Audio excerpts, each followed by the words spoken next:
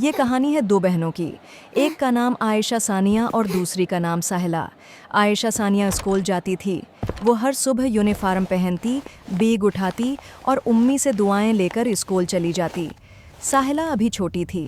وہ گھر میں رہتی، گڑیاؤں سے کھیلتی اور عائشہ کے جانے کے بعد گھر اسے خالی خالی لگتا۔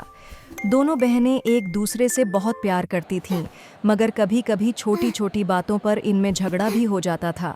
ایک دن پنسل کی بات پر دونوں میں ناراضی ہو گئی۔ ساحلہ رو پڑی اور عائشہ غصے میں اسکول چلی گئی۔ اسکول میں عائشہ کا دل نہیں لگا۔ اسے بار بار ساحلہ یاد آتی رہی اور گھر میں ساحلہ خاموش بیٹھی رہی کیونکہ آپی کے بغیر اسے کچھ اچھا نہیں لگ رہا تھا۔ جب عائشہ اسکول سے واپس آئی تو اس نے سب سے پہلے ساحلہ کو دیکھا۔ اس نے اپنی پنسل ساحلہ کو دی اور مسکرا کر کہا، یہ لو، تم رکھ لو۔ ساحلہ نے آپی کو گلے لگا لیا۔ دونوں کی آنکھوں میں آنسو تھے مگر دل خوش تھا۔ کچھ دن بعد عائشہ ایک مقابلے میں ہار گئی۔ وہ اداس تھی۔ ساحلہ نے ایک کاغذ پر تصویر بنائی اور عائشہ کو دے دی۔ عائشہ مسکرا دی۔ اسے سمجھ آ گیا کہ جیت اور ہار سے زیادہ قیمتی بہن کا ساتھ ہوتا ہے۔